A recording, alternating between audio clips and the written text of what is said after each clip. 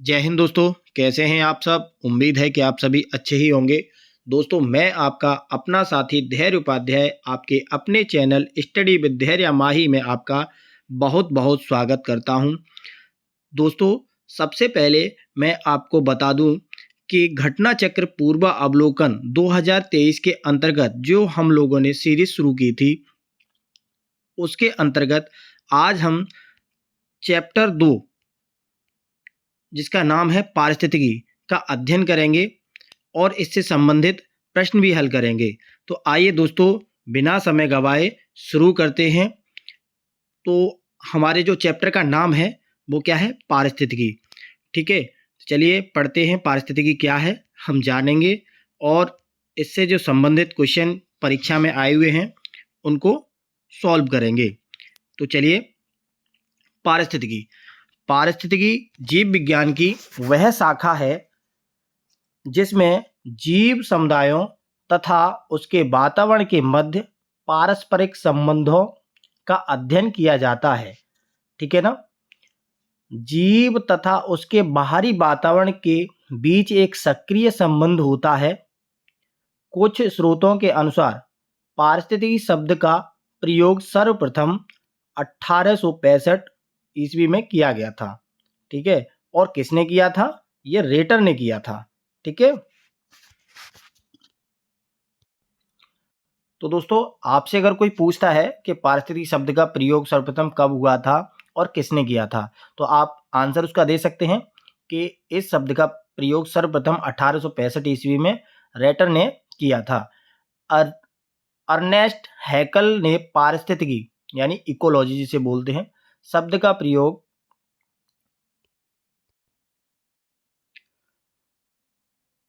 Ecology शब्द का प्रयोग ओइकोलॉजी के नाम से किया तथा इसकी विस्तृत व्याख्या ओइकोलॉजी शब्द ग्रीक भाषा, यानी ये ग्रीक भाषा का शब्द है। ठीक है ना। ओइकोलॉजी जो है ये ग्रीक भाषा का शब्द है। ठीक है।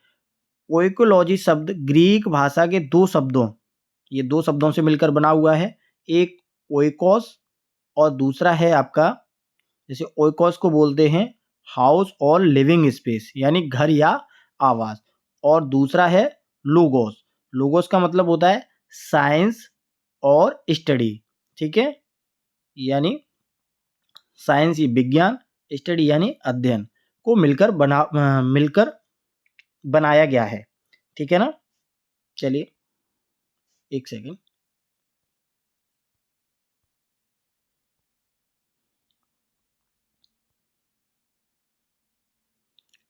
अब ये आपको पता चल गया कि इकोलॉजी शब्द जो है वो किन दो शब्दों से मिलकर बना, और ये कहाँ से लिया गया? ये ग्रीक भाषा का एक शब्द था ओइकोलॉजी। ठीक है, और ओइकोलॉजी दो शब्दों से मिलकर बना, ओइकोस और लोगोस। ठीक है, चलिए अब आता है आपका अर्नेस्ट हैकल के अनुसार जीवधारियों के कार्बनिक तथा अकार्बनिक वातावरण और पारस्परिक संबंधों का अध्ययन जो होता है वो पारिस्थितिकी के अंतर्गत आता है। ठीक है, जो अर्नेस्ट हैकल थे उन्होंने बोला कि जीवधारियों के कार्बनिक और अकार्बनिक वातावरण और पारस्परिक संबंधों के अध्ययन को पारिस्थितिकी कहते हैं। ठीक है।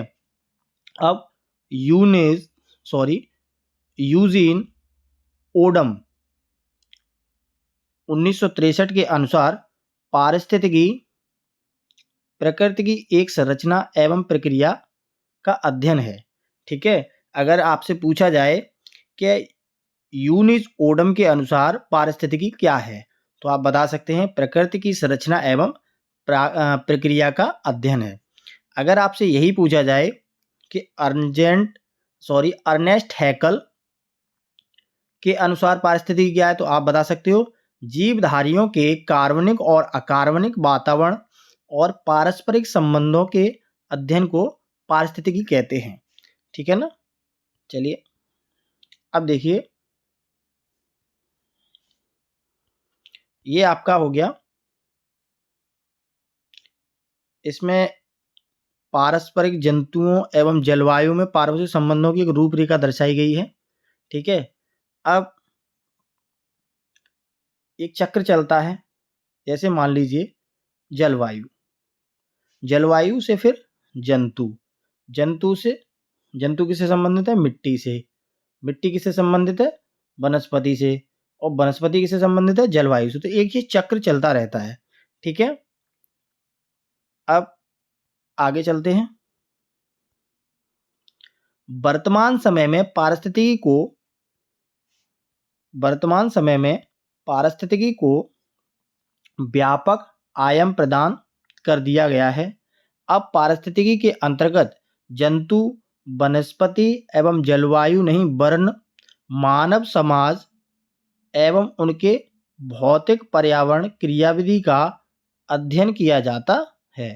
देखिए, पहले पारिस्थितिकी के अंतर क्या आता था? जंतु, वनस्पति, जलवायु, ये चीज आती थी। परंतु अब क्या है? इसमें मानव समाज एवं उसके जो भौतिक पर्यावरण की क्रियाविधि होती है, वो सारी चीजें आती हैं। ठीक है, वर्ष 1935 में एजी टॉसले द्वारा सर्वप्रथम पारिस्थितिकी तंत्र यानी इकोसिस्टम जिसे बोलते हैं की संकल्पना प्रस्तावित की गई।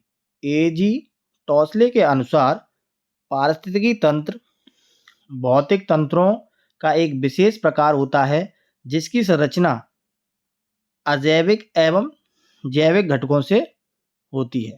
ठीक है ना। इसके अनुसार पारिस्थितिकी तंत्र एक खुला तंत्र है। आपसे पूछा जाए, ये बताइए पारिस्थितिकी तंत्र की संरचना किससे होती है? तो अजैविक और जैविक घटकों से होती है। और पारिस्थितिकी तंत्र कैसा होता है? तो ये खुला तंत्र होता है। ठीक है, अब पारिस्थितिकी तंत्र के आकार भिन्न भिन्न होते हैं। ठीक है, पारिस्थितिकी तंत्र में आकार के अनुसार परिवर्तन होता है। पारिस्थितिकी तंत्र का विचार और कार्ल मोवियस ने बायोसिनोसिस, ठीक है, तथा फोर्स ने माइक्रोकॉस्म कहा। ठीक है, पारिस्थितिकी तंत्र प्रकृति की एक कार्यात्मक इकाई है। ठीक है, पारिस्थितिकी तंत्र क्या है? प्रकृति की एक कार्यात्मक इकाई है।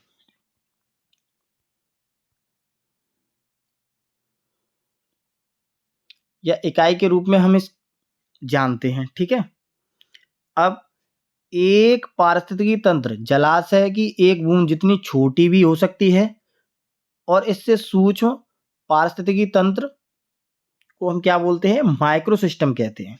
ठीक है, वहीं दूसरी ओर एक पारिस्थितिकी तंत्र एक महासागर जितना बड़ा भी हो सकता है। ठीक है, हमारी पृथ्वी स्वयं एक विशाल पारिस्थितिकी तंत्र है। अब आपसे पूछा जाए, ये बताइए हमारी पृथ्वी क्या है? तो एक विशाल पारिस्थितिकी तंत्र है। ठीक है, जैव मंडल जिसे बायोस्फीयर बोलते हैं, जैव मंडल मिट्टी, सेल, जल तथा वायु से बनी हुई एक पतली परत जो पृथ्वी के चतुर्दिक आवरण मंडल के रूप में व्याप्त सबसे बड़ा पारिस्थितिकी तंत्र है, जिसके साथ जीवित जीव यानी लिविंग ऑर्गेनिज्म से संबंधित है। ठीक है ना।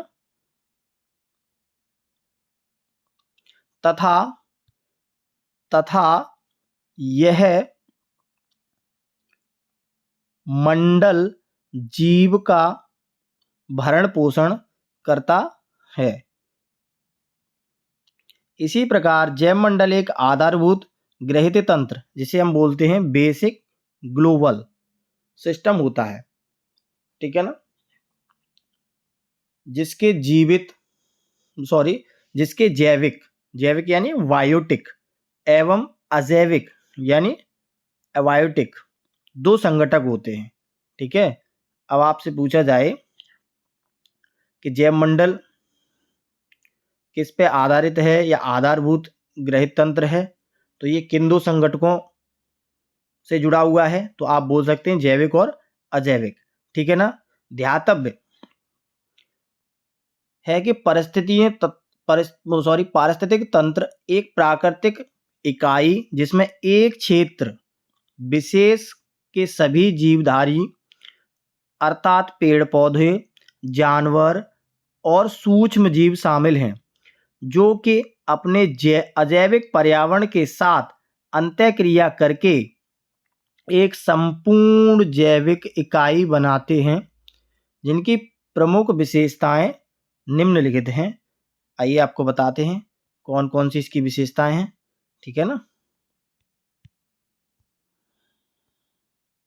अब देखिए, ये इसकी प्रमुख विशेषताएं बताई गई हैं।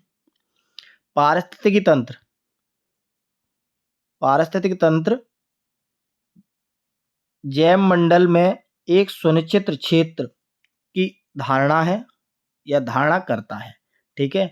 पारिस्थितिक तंत्र एक कार्यशील क्षेत्र की इकाई है या कार्यशील क्षेत्रीय इकाई है, ठीक है। इसकी संरचना 3 मूल संघटकों से होती है। इसकी संरचना किससे होती है? 3 मूल संघटकों से। अब कौन कौन से वो संघटक हैं भाई?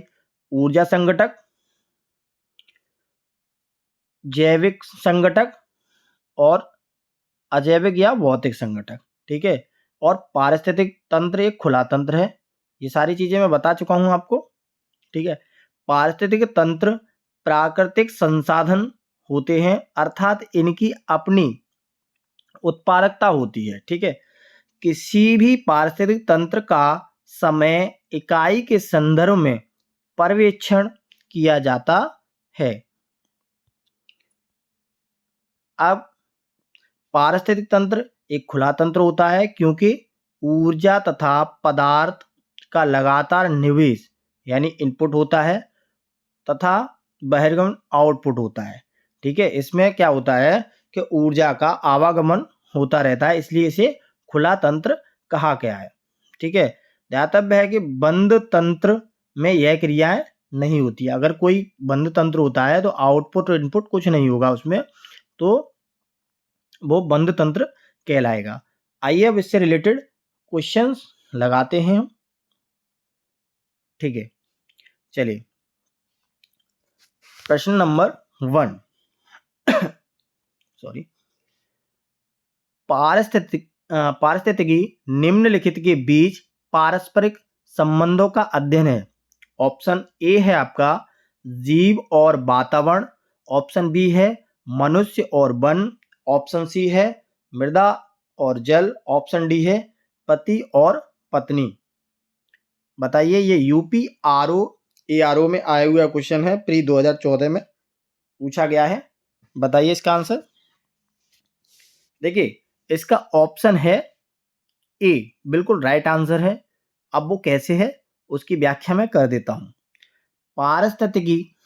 पारिस्थितिकी जीव विज्ञान की वह शाखा है जिसमें जीव समुदायों तथा उसके वातावरण के मध्य पारस्परिक संबंध का अध्ययन करते हैं। जीव तथा उसके बाहरी वातावरण के बीच एक सक्रिय संबंध होता है, ठीक है।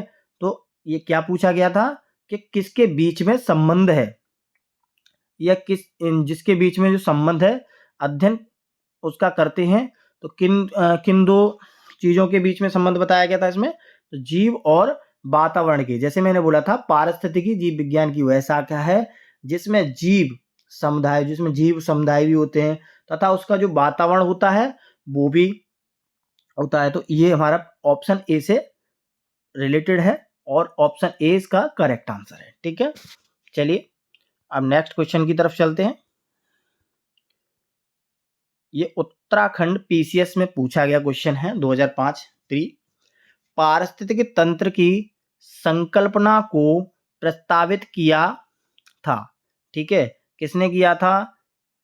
जी टेलर ने, ई हटिंगटन ने और DR स्टेटर ने या टॉसले ने। बताइए ऑप्शन इसका कौन सा सही है, बिल्कुल कौन सा इसका राइट आंसर है, फटाफट बताइए। देखिए, इसका ऑप्शन डी बिल्कुल राइट आंसर है। जैसा कि मैंने आप लोगों को बताया था कि इसकी जो संकल्पना थी वो टॉसले ने दी थी। अब मैं इसकी आपको विस्तृत से बता दे रहा हूँ, इसकी जानकारी दे रहा हूँ। वर्ष 1935 में एजी टॉसले द्वारा सर्वप्रथम वर्ष 1935 में एजी टॉसले द्वारा सर्वप्रथम पारिस्थितिकी तंत्र, जिसे इकोसिस्टम कहते हैं, की संकल्पना प्रस्तावित की गई। एजी टॉसले के अनुसार पारिस्थितिकी तंत्र भौतिक तंत्रों का एक विशेष प्रकार होता है जिसकी संरचना जैविक एवं अजैविक संगठनों से होती है। ठीक है, पारिस्थितिकी तंत्र भौतिक तंत्रों का एक विशेष प्रकार होता है जिसकी रचना जो है वो अजैविक और जैविक संगठनों से या घटकों से होती है। ठीक है ना। चलिए, इसका जो ऑप्शन डी था वो राइट आंसर था। अब चलते हैं क्वेश्चन नंबर 3 की तरफ। ठीक है, चलिए, ये यूपी पीसीएस प्री, इसमें जो री एग्जाम हुआ था 2015 में, उससे संबंधित क्वेश्चन है। चलिए, निम्नलिखित में से कौन सा पारिस्थितिकी तंत्र के विषय में सही नहीं है? ऑप्शन ए है इसका, यह अजैविक एवं जैविक दोनों संगठनों से युक्त होता है। ऑप्शन बी है, इसकी अपनी स्वयं की उत्पादकता होती है। ठीक है ना।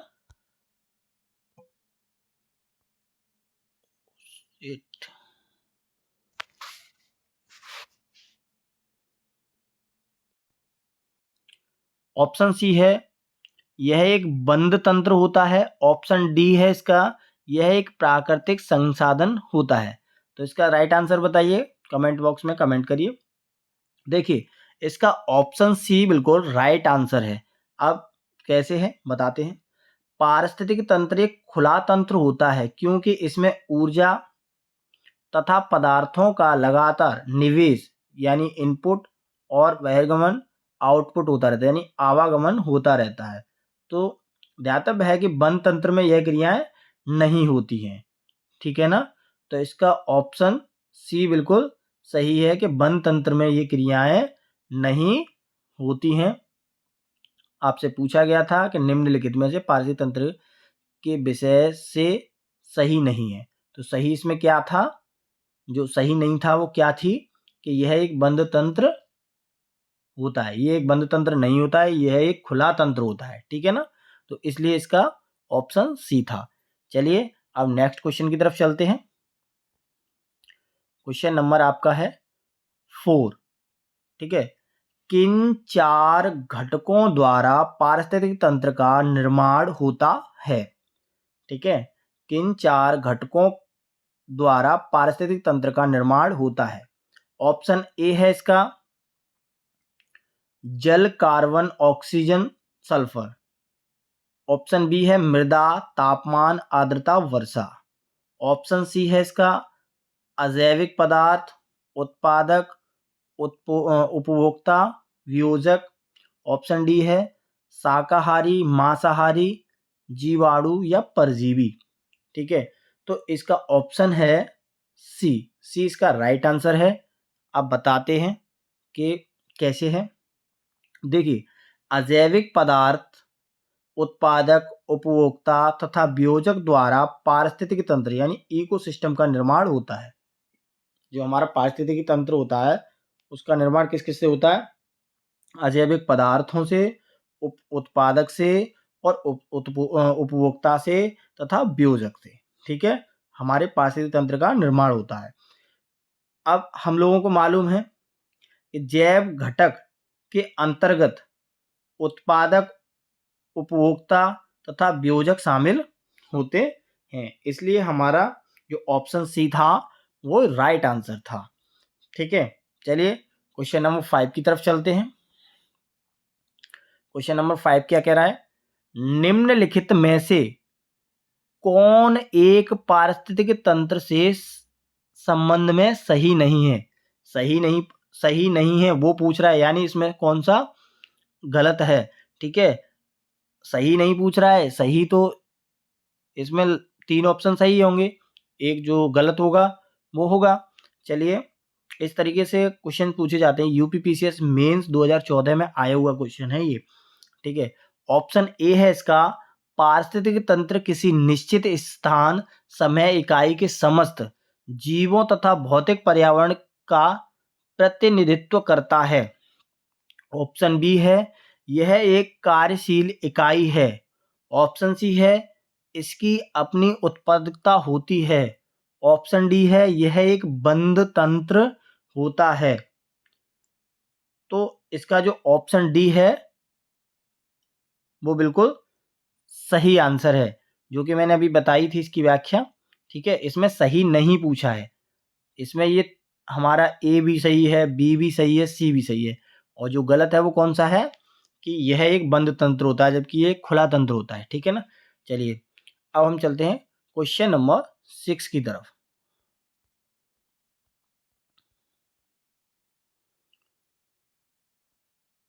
आरओ के एग्जाम में कथन कारण वाले बहुत सारे क्वेश्चंस देखने को अभी मिले थे, और इसमें जो ईवीएस का जो हमने पहला चैप्टर पढ़ाया था ना, उसमें से उसी चैप्टर में से दोस्तों 3 क्वेश्चंस मेरी पढ़ाई हुई में मैंने जो वीडियो में बताया था, पढ़ाया था, उससे 3 क्वेश्चंस आरओ के एग्जाम में आए थे।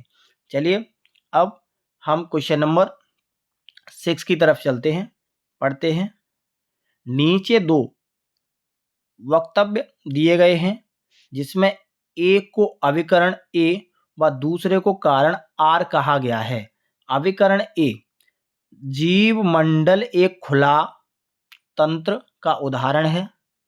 कारण आर, जीव मंडल में पदार्थ के प्रारंभिक निवेश के बाद पुनः नए पदार्थों का निवेश नहीं हो सकता है, परंतु ऊर्जा के निवेश एवं बहिर्गमन पर कोई प्रतिबंध नहीं होता है, ठीक है।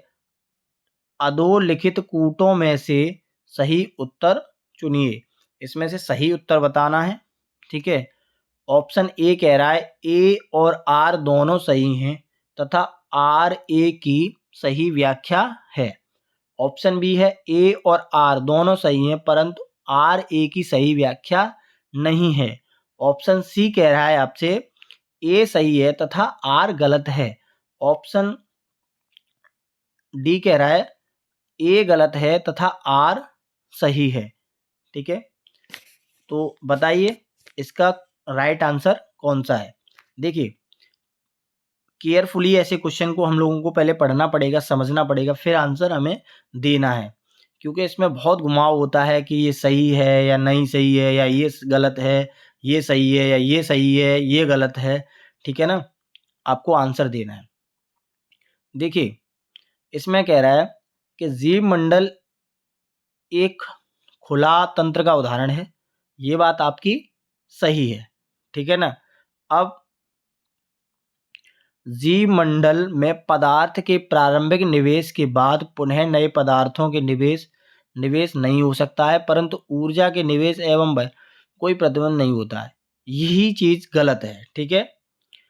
अब कैसे गलत है वो मैं आपको बता दे रहा हूं। देखिए जैव मंडल यानी बायोस्फीयर मिट्टी, सेल, जल तथा वायु से बनी हुई एक पतली परत है, जो पृथ्वी के चतुर्थिक आवरण मंडल के रूप में व्याप्त सबसे बड़ा पारिस्थितिक तंत्र है, जिसके साथ जीवित जीव संबंधित तथा जैव मंडल जीवों का भरण पोषण करता है।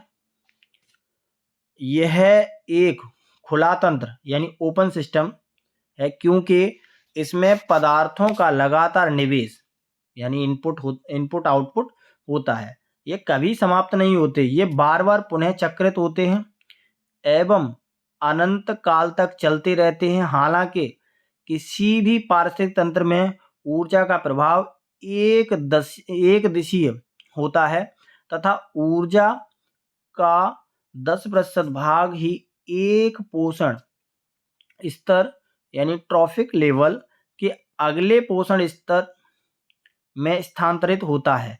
पारिस्थितिक तंत्र में ऊर्जा का निवेश तथा बहिर्गमन चलता रहता है, अतः अभिकरण ए सही है तथा कारण आर गलत है, ठीक है ना दोस्तों, जैसे मैंने आपको पढ़ के पहले ही बता दिया था। चलिए क्वेश्चन नंबर 7 की ओर चलते हैं। ये भी आपका यूपी आरओ प्री में पूछा गया क्वेश्चन है। ठीक है, पृथ्वी का सर्वाधिक बृहद पारिस्थितिक तंत्र निम्नलिखित में से कौन सा है? बृहद मतलब बड़ा। जलमंडल, जीवोम, जैवमंडल या स्थल मंडल? ठीक है, जैवमंडल, जैवमंडल सबसे बड़ा है। ठीक है ना, अब बताते हैं वो कैसे है। इसका ऑप्शन डी बिल्कुल सही आंसर है। देखिए, जैव मंडल जैसा कि मैंने अभी बताया था, मिट्टी, सेल, जल तथा वायु से बनी हुई एक पतली परत है जो पृथ्वी के चतुर्थिक आवरण मंडल के रूप में व्याप्त सबसे बड़ा पारिस्थितिक तंत्र है, जिसके साथ ही जीवित जीव यानी लिविंग ऑर्गेनिज्म संबंधित हैं तथा यह मंडल जीवों का भरण पोषण करता है। इस प्रकार जैव मंडल एक आधारभूत ग्रहित तंत्र यानी बेसिक ग्लोबल सिस्टम होता है, जिससे जैविक यानी बायोटिक एवं अजैविक एबायोटिक दो संघटक होते हैं। विकल्प में दिए गए अन्य 3 पारिस्थितिक तंत्र जैव मंडल के अंतर्गत ही आएंगे, अर्थात विकल्प जो डी है वो इसका राइट आंसर है। ठीक है ना बच्चों, चलिए अब चलते हैं इसी के साथ। नेक्स्ट टॉपिक आपका है परितंत्र के घटक। ठीक है ना, ये आपका आ गया परितंत्र के घटक। चलिए अब परितंत्र के घटक कौन कौन से होते हैं उस पर चर्चा करते हैं। देखिए,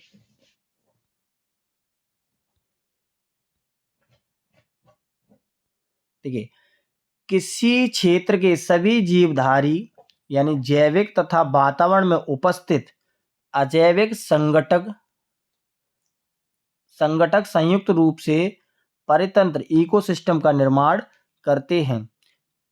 परितंत्र जैविक व अजैविक घटकों से मिलकर बनी हुई एक संरचना या रचना होती है। ठीक है ना, पारिस्थितिक तंत्र जीव मंडल में एक सुनिश्चित क्षेत्र धारण करता है। पारिस्थितिक तंत्र एक कार्यशील क्षेत्रीय इकाई है। पारिस्थितिक तंत्र एक खुला तंत्र होता है। पारिस्थितिक तंत्र प्राकृतिक संसाधन होते हैं, अर्थात इसकी अपनी एक उत्पादकता होती है। ठीक है ना, अब देखिए इसमें पारिस्थितिक तंत्र और उसके घटक के बारे में दिया गया है, बताया गया है कि उसके घटक कौन कौन से होते हैं, कितने भागों में डिवाइडेड है। मैं सारी चीजें बताऊंगा आपको। ठीक है ना, तो देखिए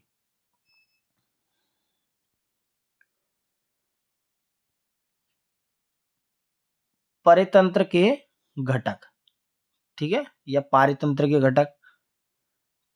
पारितंत्र को 2 भागों में डिवाइडेड किया गया है आपका, एक है अजैविक और दूसरा है जैविक। देखिए अजैविक को 3 भागों में डिवाइडेड किया गया, उत्पादक, उपभोक्ता और अपघटक। उपभोक्ता को 3 भागों में डिवाइडेड किया गया। ठीक है ना, उपभोक्ता को आपका 3 भागों में डिवाइडेड किया गया है। वो 3 भाग कौन कौन से हैं? प्राथमिक, द्वितीयक और तृतीयक। ठीक है ना, अब आपका आता है अजैविक घटक। अजैविक घटक को कितने भागों में बांटा गया? ये 3 भागों में बांटा गया, भौतिक घटक, अकार्बनिक और कार्बनिक। ठीक है ना, अब भौतिक घटक में कौन कौन से आते हैं? प्रकाश, तापमान, आर्द्रता, वायुमंडलीय दाब और स्थलाकृत। स्थलाकृत में ऊंचाई और ढलान जो होता है वो होता है स्थलाकृत। ठीक है, और वायु। ठीक, कार्बनिक संघटक में क्या क्या क्या आते हैं आपके? जल है, मृदा है और वायुमंडलीय जो गैसें हैं। ठीक है, खनिज हुआ, चट्टान हुई और तत्व हुए आपके। ठीक है, कार्बनिक घटकों में कौन कौन से आते हैं? कार्बनिक घटकों में कार्बोहाइड्रेट हुआ, प्रोटीन, वसा और ह्यूमस तथा यूरिया। ठीक है, ये हो गया आपका पारितंत्र के अजैविक व जैविक घटक। ठीक है ना। चलिए अब पढ़ते हैं। देखिए, अंतःजीव मंडल में उपस्थित सभी संगठकों के वे समूह जो पारस्परिक क्रिया में सम्मिलित होते हैं, पारिस्थितिक तंत्र का निर्माण करते हैं। जीव विभिन्न प्रकार के जैविक संगठकों या संगठनों द्वारा जीव मंडल का निर्माण करते हैं। जीव में जैव मंडल और जैविक संगठक का क्रम। देखिए, सबसे पहले आपका क्या आता है,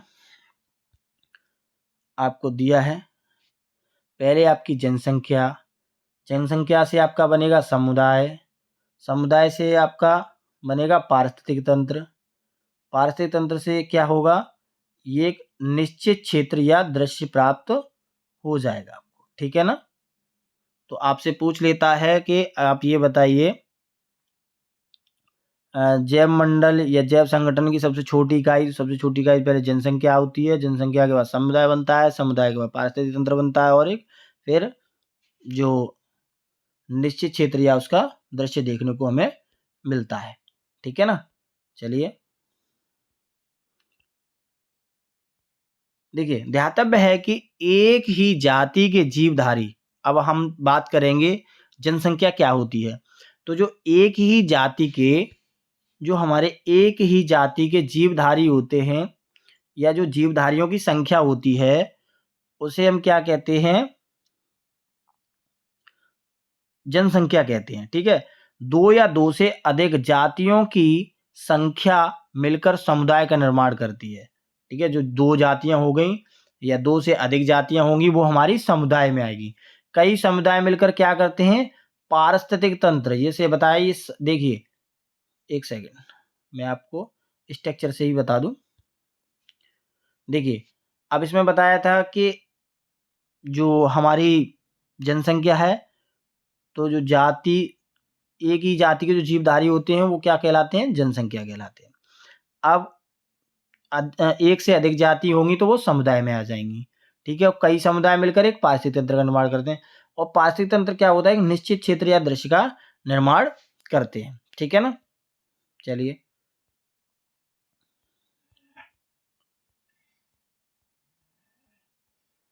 अब आप देखिए,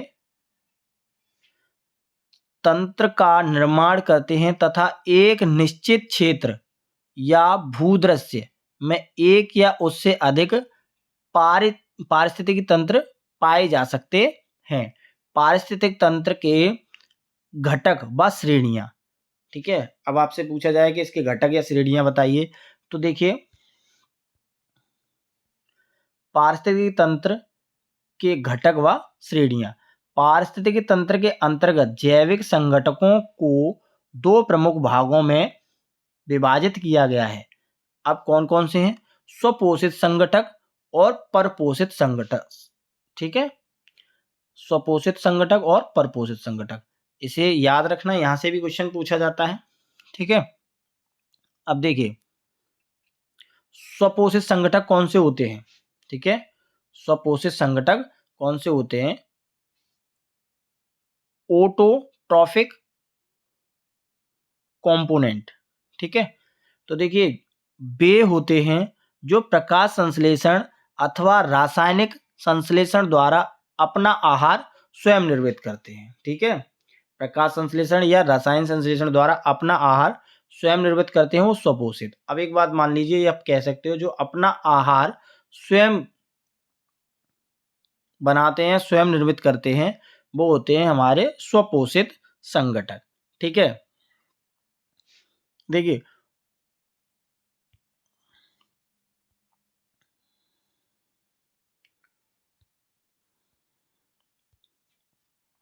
उपभोक्ता, उपभोक्ता को क्या बोलते हैं, कंज्यूमर्स। मानव सहित परपोषित जंतु होते हैं, मानव सहित परपोषित जंतु होते हैं जो स्वपोषित पौधे, प्राथमिक उत्पादक या प्राथमिक पोषक द्वारा उत्पन्न जैविक तत्वों के आहार ग्रहण करते हैं। अतः उपभोक्ता द्वितीयक पोषक या द्वितीयक उत्पादक कहलाते हैं। देखिए, और वियोजक क्या होते हैं? डिकम्पोजर या अपघटक। वे सूक्ष्म जीव होते हैं जो मृत पौधों, जंतुओं और अन्य जैविक पदार्थों से सड़ा गला कर वियोजित करते हैं। इसी प्रक्रिया के दौरान अपना आहार ग्रहण करते हैं। वो जैविक तत्वों की पुनर्व्यवस्था भी करते हैं। जो वियोजक होते हैं वो क्या होते हैं? ये सूक्ष्म जीव होते हैं।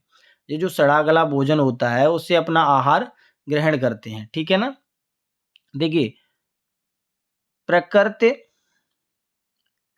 पारिस्थितिक तंत्र को दो भागों या दो प्रमुख श्रेणियों में विभाजित किया जा सकता है। वे स्थलीय और जलीय तंत्र कहलाते हैं। ठीक है, पारिस्थितिक तंत्र को दो प्रमुख श्रेणियों में विभाजित किया जाता है। वो कौन कौन से होते हैं? स्थलीय व जलीय तंत्र। ठीक है ना।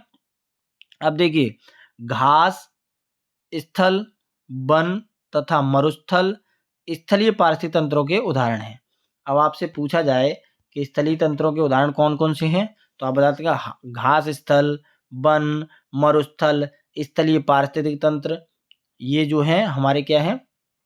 पारिस्थितिक तंत्र के उदाहरण है। और जो स्थलीय तंत्र के उदाहरण है। ठीक है। अब जलीय तंत्र के उदाहरण कौन कौन से हैं?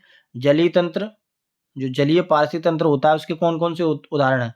तो देखिए, झील, नदियां, समुद्र इसके अंतर्गत आते हैं। ठीक है।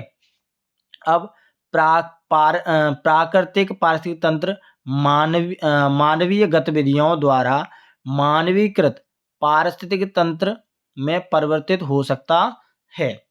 ठीक है ना। उदाहरणतः घास स्थल प्रदेश में बहुत बड़े भाग को जोतकर उसे शस्य भूमि में परिवर्तित किया जा चुका है। मानव ने प्राकृतिक वनों के बड़े भाग को काटकर उस पर भूमि पर कृषि कार्य किया है। अतः वन, झील, घास का मैदान प्राकृतिक परितंत्र हैं। ठीक है। जबकि धान का खेत मानव निर्मित कृत्रिम पारिस्थितिक तंत्र है। आपसे पूछ लेता है कि ये बताइए धान का खेत क्या है, तो ये आप बता सकते हो ये कृत्रिम पारिस्थितिक तंत्र का उदाहरण है। ठीक है। अब पारिस्थितिक तंत्र किस किस में वर्गीकृत किया गया है तो बताएंगे। देखिए, पारिस्थितिक तंत्र निम्न प्रकार से वर्गीकृत किया गया है। इसे 3 भागों में बांटा गया था। ठीक है ना। अब मैं बताता हूँ वो कौन कौन से हैं। डायग्राम के थ्रू भी समझ लीजिए, थ्योरिकल भी बता दूंगा। देखिए, पारिस्थितिक तंत्र को 3 भागों में वर्गीकृत किया गया: स्थलीय, जलीय और मानवीकृत। ठीक है ना। अब स्थलीय में मैंने जैसे बताया था क्या क्या आता है? वन, घास और मरुस्थल। ठीक है। अब आपके आते हैं जलीय। जलीय में 2 प्रकार के होते हैं, अलवड़ीय जल और लवड़ीय जल। ठीक है। अलवड़ीय जल में क्या क्या आता है आपका? तालाब, झील और झरना। ठीक है ना। लवड़ीय जल में लवड़ झील, ज्वार नदमुख और समुद्र। ठीक है ना। मानवीकृत में आपका क्या क्या आता है? कृषि खेत या खलियान, जल जीवशाला और अंतरिक्षयान। ठीक है ना। अब देखिए, पृथ्वी के लगभग 71% भाग पर जलीय पारिस्थितिक तंत्र है। पृथ्वी का, जो हमारी पूरी पृथ्वी है, अगर आपसे पूछा जाए कि जो हमारी पृथ्वी है उस पर कितने प्रतिशत पर जलीय पारिस्थितिक तंत्र है, तो आप बताएंगे 71% भाग पर। ठीक है। यानी जो हमारा जल है पृथ्वी पर वो 71% भाग पर है। ठीक है। यह तंत्र विश्व के सर्वाधिक क्षेत्र में फैला है। ठीक है। सागरीय यानी महासागर पारिस्थितिक तंत्र सबसे अधिक स्थिर होता है। ठीक है।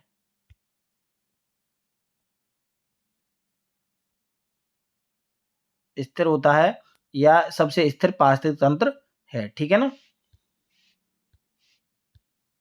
अब देखिए,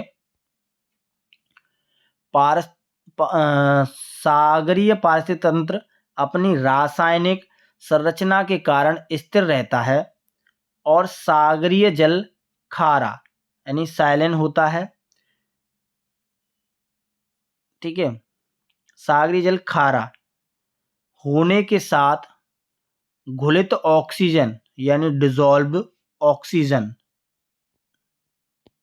ठीक है, डिसॉल्व्ड घुलित ऑक्सीजन प्रकाश व तापमान में स्थिर रहने के कारण सबसे स्थिर तंत्र होता है। अब एक बात पूछी जाती है आपसे कि जैसे इसमें बोला गया सागरीय पारिस्थितिक तंत्र अपनी रासायनिक संरचना के कारण स्थिर रहता है, तो आपसे पूछ लेता है कि सागरीय पारिस्थितिक तंत्र स्थिर क्यों रहता है, तो ये अपनी रासायनिक संरचना के कारण स्थिर रहता है।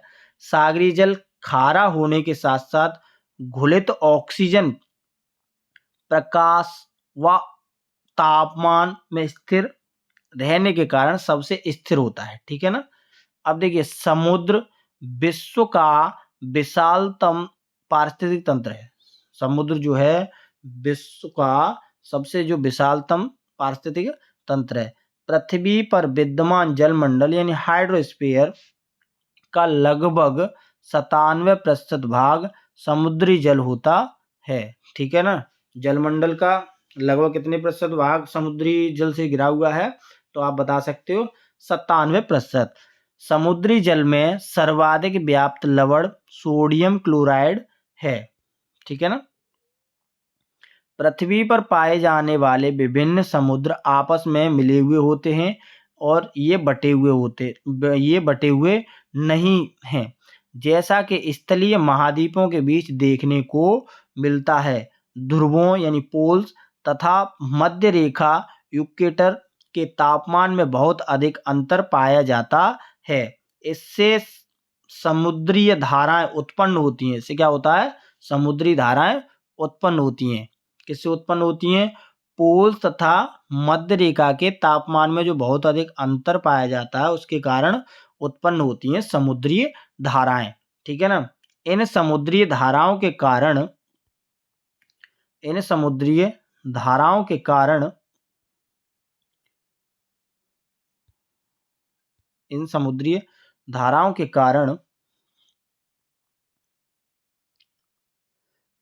जल में एक सा मिश्रण बना रहता है। इस कारण तापमानों का स्तर जैसा कि झीलों में होता है नहीं हो पाता।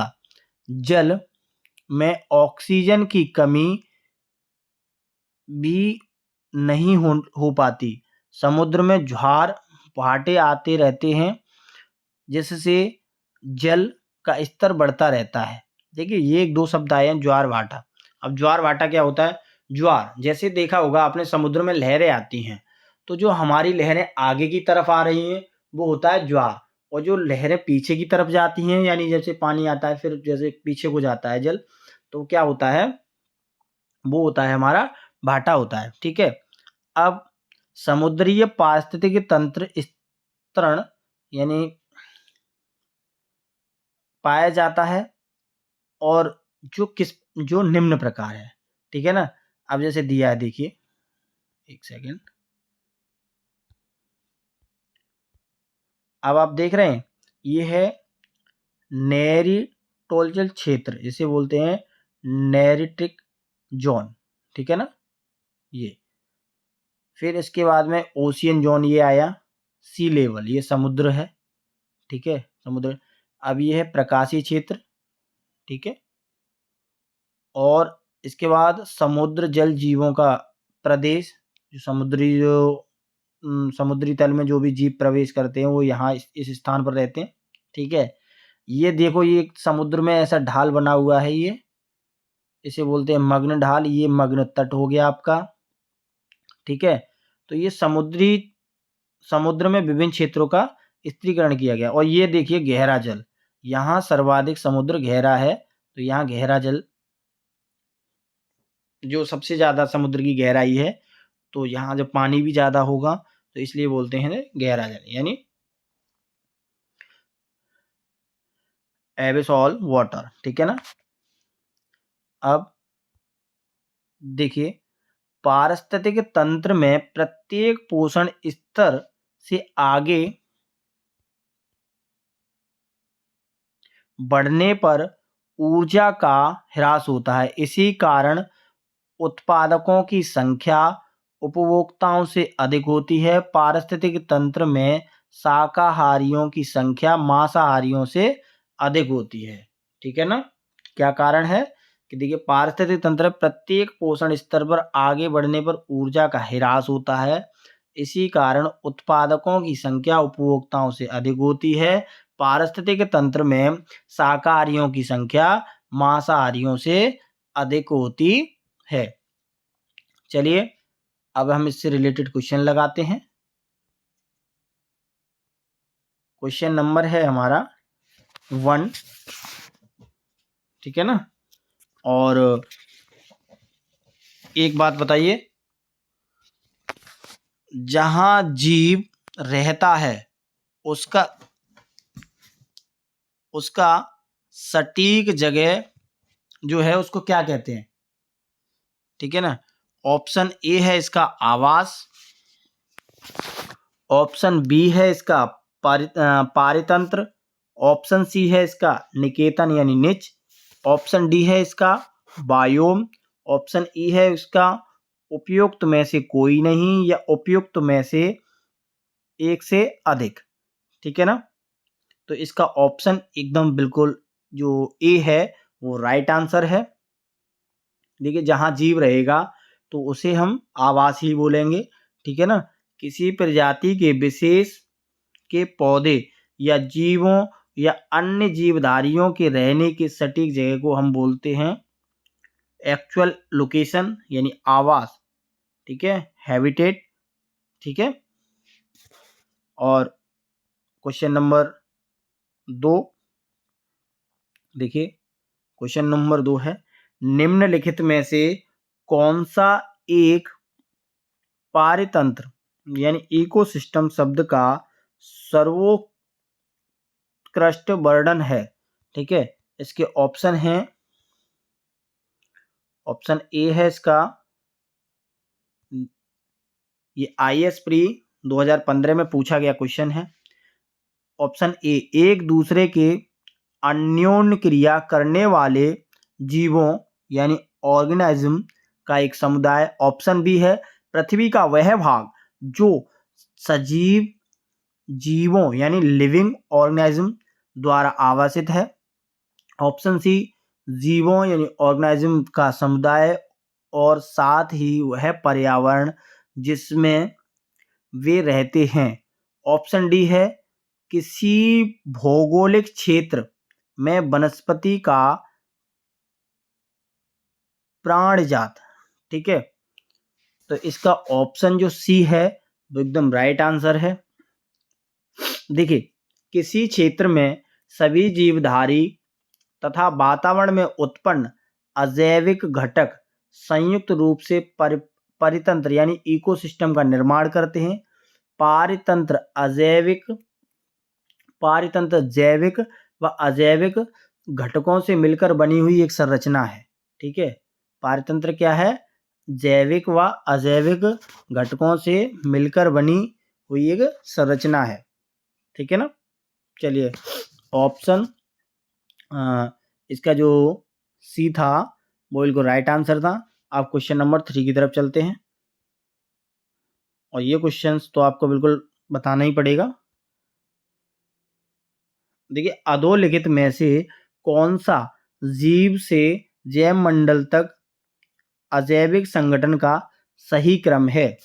ठीक है ना, जो कि मैंने बड़े अच्छी तरीके से आपको ग्राफ और थ्योरिकल दोनों के माध्यम से बताया था। ऑप्शन ए है, सर्वप्रथम जनसंख्या आती है, उसके बाद पारिस्थितिक तंत्र आता है, उसके बाद समुदाय आता है, उसके बाद भूदृश्य आता है। ऑप्शन बी है इसका, भूदृश्य पहले आता है या समुदाय या पारिस्थितिक तंत्र या जनसंख्या। उसके बाद ऑप्शन सी, जनसंख्या, समुदाय, पारिस्थितिक तंत्र, भूदृश्य।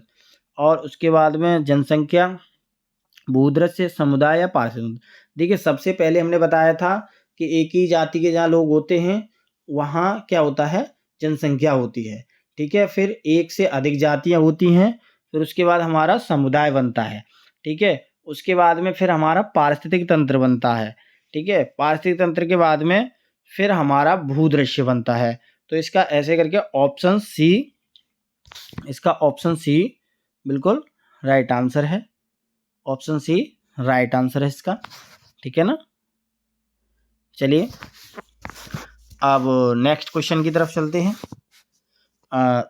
ठीक है ना। चलिए नेक्स्ट क्वेश्चन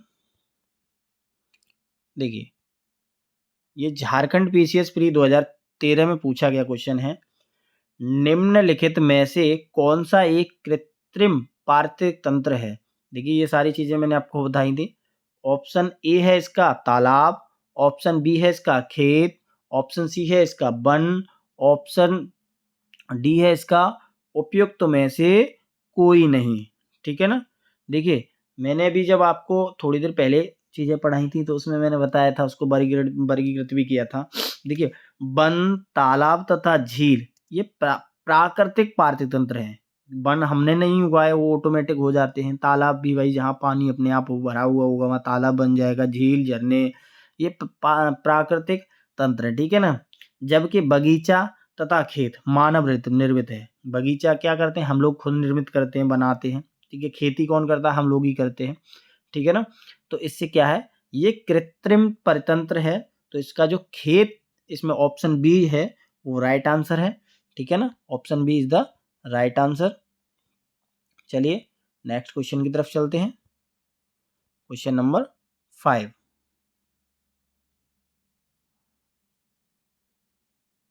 देखिए ये यूपीडीए में प्री में पूछा गया क्वेश्चन है, 2002 में पूछा गया था, ठीक है। पारिस्थितिक तंत्र से संबंधित निम्नलिखित कथनों का विचार कीजिए। पारिस्थितिक तंत्र इकोसिस्टम शब्द का प्रयोग सर्वप्रथम एजी टॉसले ने किया था, ठीक है ना। नंबर 2, जो जीव अपना भोजन स्वयं उत्पादित करते हैं उन्हें स्वपोषित कहते हैं, ठीक है। नंबर 3, प्रकाश संश्लेषण की प्रक्रिया द्वारा उपभोक्ता अपने भोजन का उपभोग करता है। और चौथा है आपका वियोजक अकार्बनिक पदार्थों को कार्बनिक पदार्थों में परिवर्तित करते हैं। इसमें उपयुक्त कथनों में से कौन सा सही है। कूट दिया है 1 और 2 दोनों सही है, 1 और 3 सही है, ठीक है ना, या 2 और 4 सही है, ठीक है ना।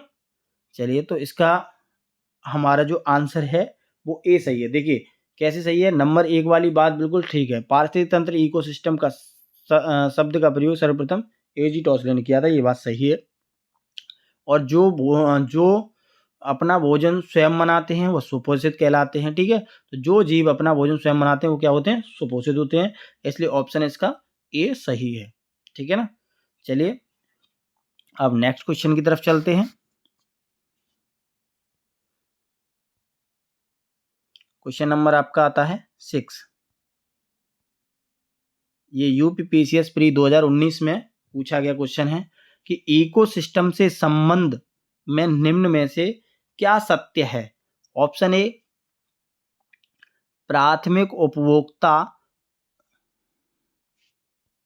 ऑप्शन ए है प्राथमिक उपभोक्ता उत्पाद पर न्यूनतम रूप से आश्रित हैं। ऑप्शन बी है प्राथमिक उपभोक्ता उत्पादकों से संख्या से अधिक होते हैं। ऑप्शन सी है उत्पादक प्राथमिक उपभोक्ता से अधिक हैं।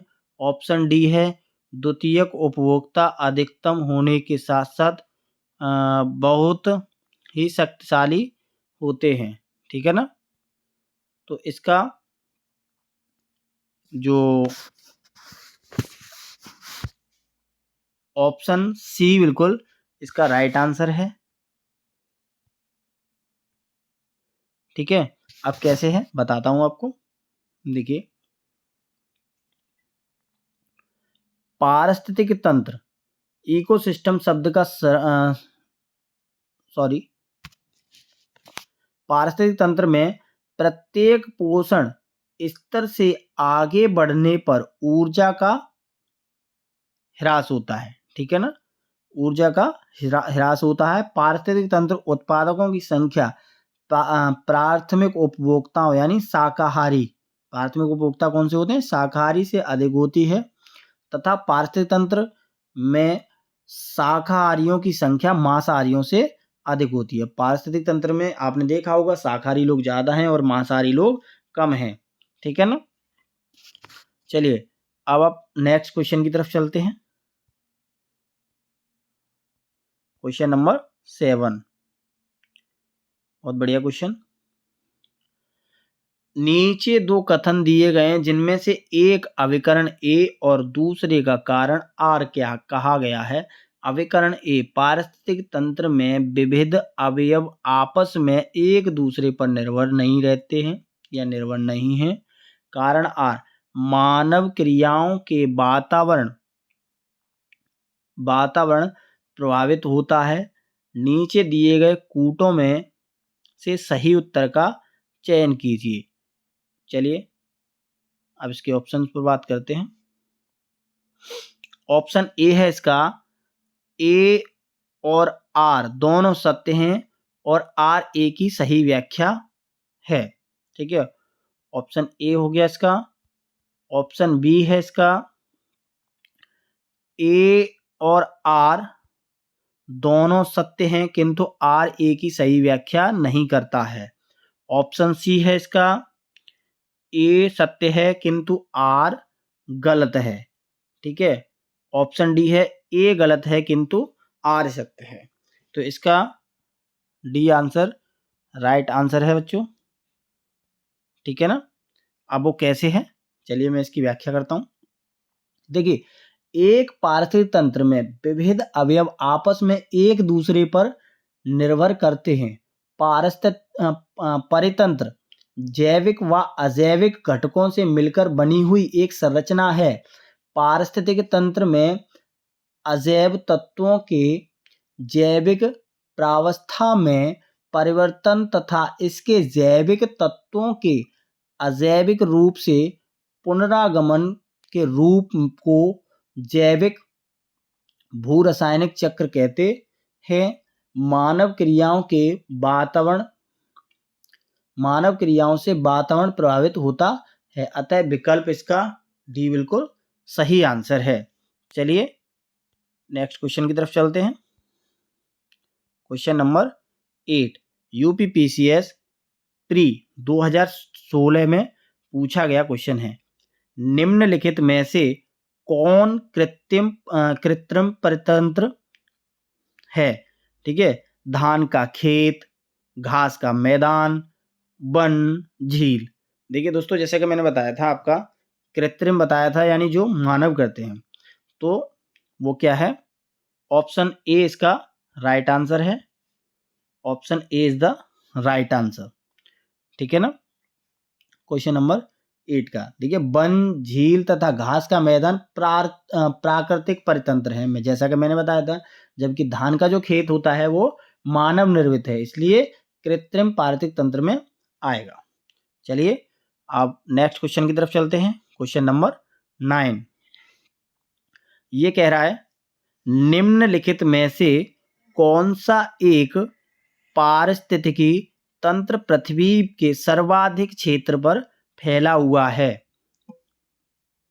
ठीक है ना। अब ऑप्शन ए है मरुस्थली, ऑप्शन बी घास के मैदान, ऑप्शन सी पर्वतीय, ऑप्शन डी सामुद्रिक। बताइए जल्दी, ये यूपी से लोअर सब में पूछा गया है, प्री 2003 में आया हुआ क्वेश्चन है, ठीक है। जैसा कि मैंने आपको बताया था कि समुद्र जो है विश्व का विशालतम पारिस्थितिक तंत्र है, ठीक है ना। तो इसमें ऑप्शन डी इसका ऑप्शन ए इसका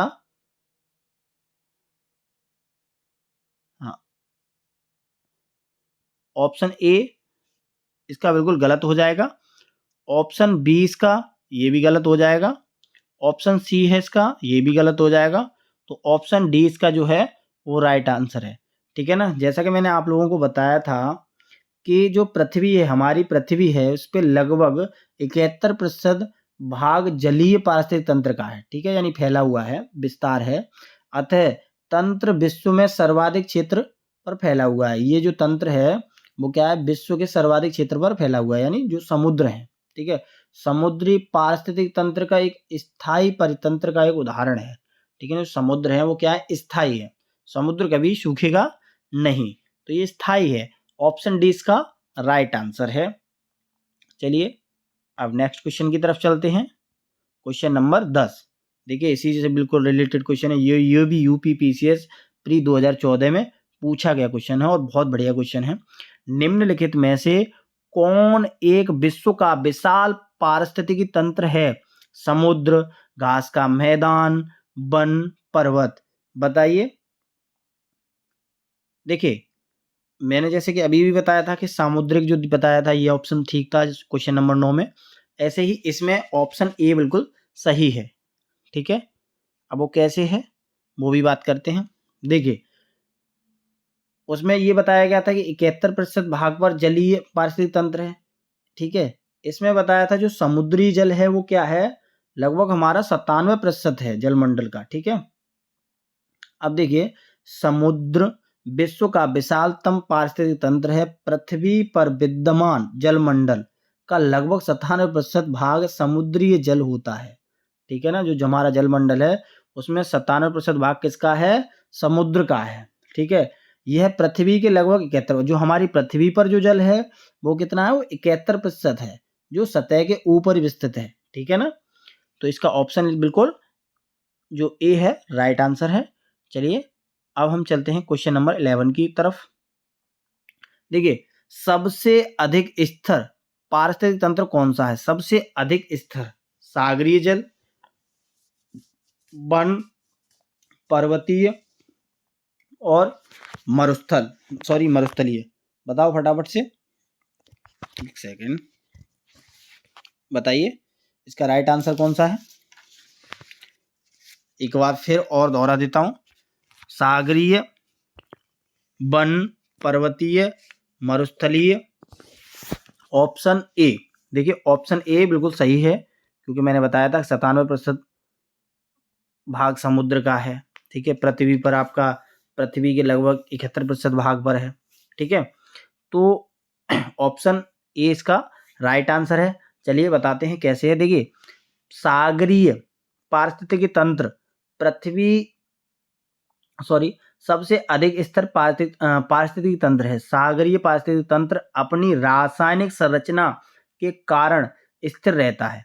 किसके कारण स्थिर रहता है? सागरीय पारिस्थितिकी तंत्र किसके कारण स्थिर रहता है? रासायनिक संरचना के कारण स्थिर रहता है। सागरीय जो समुद्री जल होता है वो कैसा होता है? खारा होता है। खारा होने के साथ साथ ये घुलित ऑक्सीजन, डिजॉल्व्ड ऑक्सीजन, प्रकाश व तापमान में स्थिर रहने के कारण सबसे स्थिर तंत्र होता है, ठीक है ना दोस्तों। चलिए अब नेक्स्ट क्वेश्चन की तरफ चलते हैं। Question number 12, question number 12 UP ARO mains 2021 में पूछा गया क्वेश्चन है, बहुत अच्छा क्वेश्चन है दोस्तों। चलिए लगाते हैं इसे। निम्नलिखित में से कौन सा एक जलीय पारिस्थितिक तंत्र का उपभाग नहीं है? निम्नलिखित में से कौन सा एक जलीय पारिस्थितिक तंत्र का उपभाग नहीं है? ऑप्शन ए है इसका पर्वत पारिस्थितिक तंत्र, ऑप्शन बी है इसका रासायनिक पारिस्थितिक तंत्र, ऑप्शन सी है इसका निम्न स्थलीय पारिस्थितिक तंत्र, ऑप्शन डी है इसका अर्ध शुष्क पारिस्थितिक तंत्र, बताइए। तो इसका ऑप्शन जो बी है वो राइट आंसर है, ठीक है। Option B is the right answer. अब मैं आपको थोड़ा समझा देता हूं डिटेल्स में। प्राकृतिक में पारिस्थितिक तंत्र को दो प्रमुख श्रेणियों में विभाजित किया जा सकता है। वे स्थलीय व जलीय तंत्र कहलाते हैं। पर्वत पारिस्थितिक तंत्र, निम्नलिखित स्थलीय पारिस्थितिक तंत्र एवं अर्ध शुष्क पारिस्थितिक तंत्र आदि स्थलीय पारिस्थितिक तंत्र के उपभाग हैं। सागरीय पारिस्थितिक तंत्र जलीय पारिस्थितिक तंत्र का मुख्य भाग है। यह तंत्र विश्व के सर्वाधिक क्षेत्र में फैला है। सागरीय यानी महासागर पारिस्थितिक तंत्र सबसे अधिक स्थिर तंत्र है, ठीक है ना। तो इसका option B is the right answer. चलिए नेक्स्ट टॉपिक की तरफ चलते हैं। नेक्स्ट टॉपिक है हमारा, एक सेकेंड, पारिस्थितिकी असंतुलन, ठीक है। अब पारिस्थितिक असंतुलन क्या है, क्यों होता है, इसके बारे में हम जानेंगे। चलिए देखिए,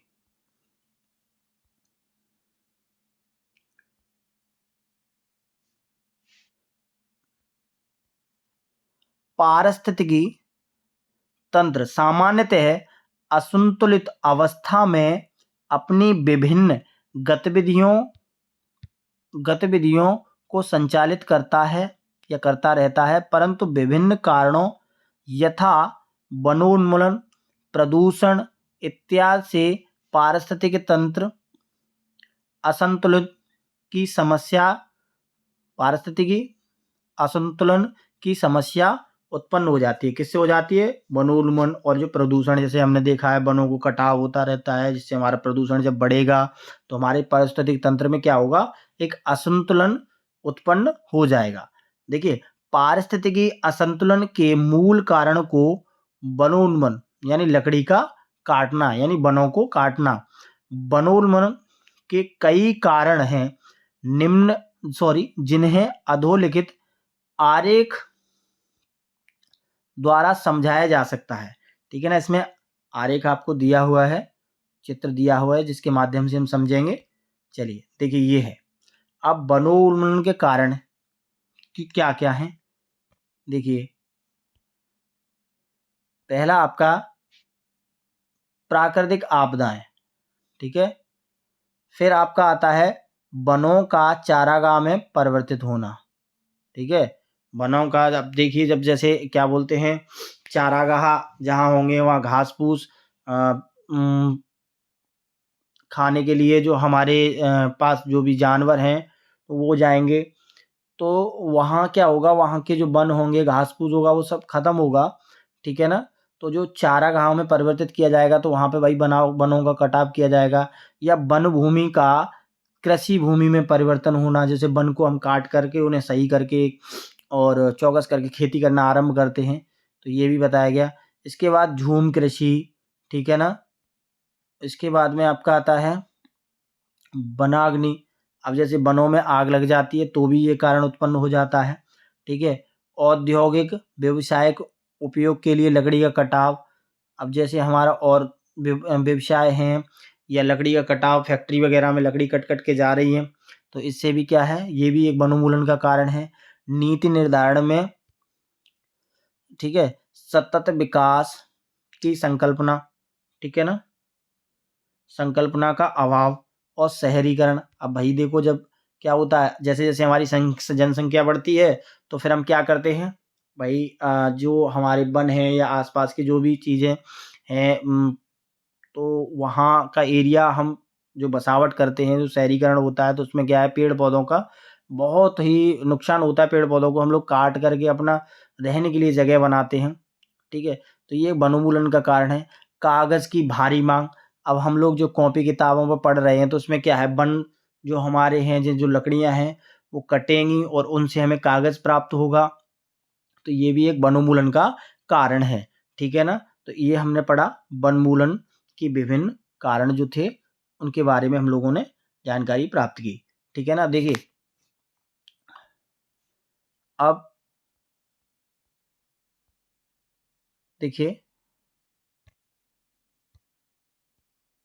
भारत में पारिस्थितिक असंतुलन के मूल कारणों में वनोन्मूलन है।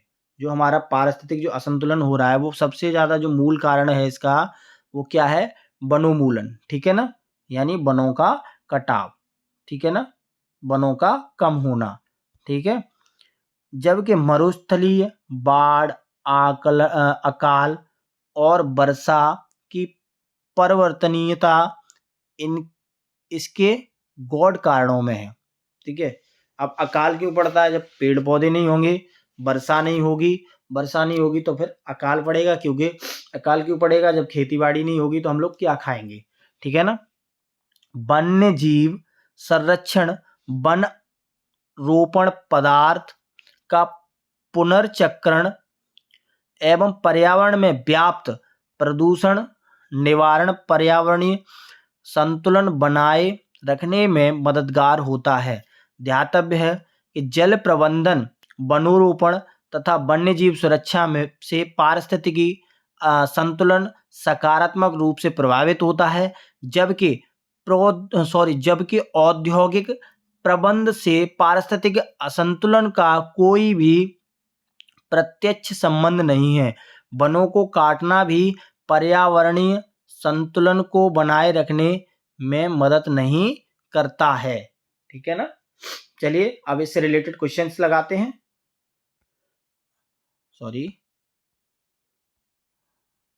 क्वेश्चन नंबर 1 है हमारा, निम्नलिखित में से कौन सा एक पारिस्थितिकी असंतुलन बनाए रखने में मदद नहीं करता है। क्वेश्चन ही मैंने गलत बोल दिया है। निम्नलिखित में से कौन सा एक पारिस्थितिकी संतुलन बनाए रखने में मदद नहीं करता है। वनों का काटना, ऑप्शन ए। ऑप्शन बी है आपका वन रोपण, ऑप्शन सी है वर्षा जल प्रबंधन, ऑप्शन डी है आपका जैव मंडल भंडार। ये यूपीयूडीए प्री 2013 में आया हुआ क्वेश्चन है, तो इसका राइट आंसर बताइए। देखिए इसका राइट आंसर है हमारा ए।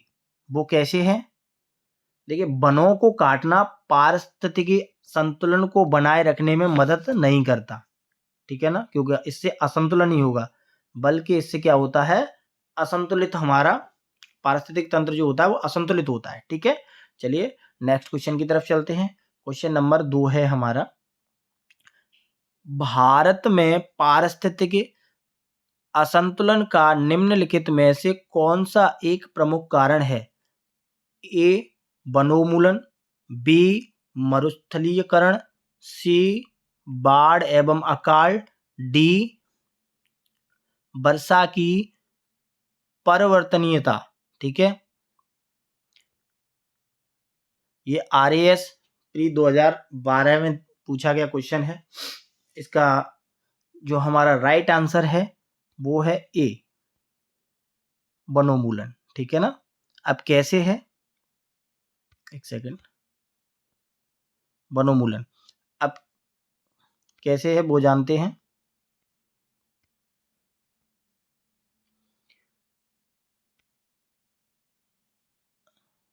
सेकंड, हाँ, ऑप्शन ए इसका राइट आंसर है वनोन्मूलन। अब कैसे है वो बताता हूं मैं आपको। भारत में पारिस्थितिकी असंतुलन के मूल कारणों में से एक वनोन्मूलन है, जबकि मरुस्थलीकरण, बाढ़ एवं अकाल और वर्षा की परिवर्तनीयता इसके गौण कारणों में है। निम्नलिखित में से किस वर्षा के पारिस्थितिक असंतुलन बिगड़ता है, ठीक है ना। अब हम नेक्स्ट क्वेश्चन की तरफ चलते हैं। क्वेश्चन नंबर 3 होता है हमारा,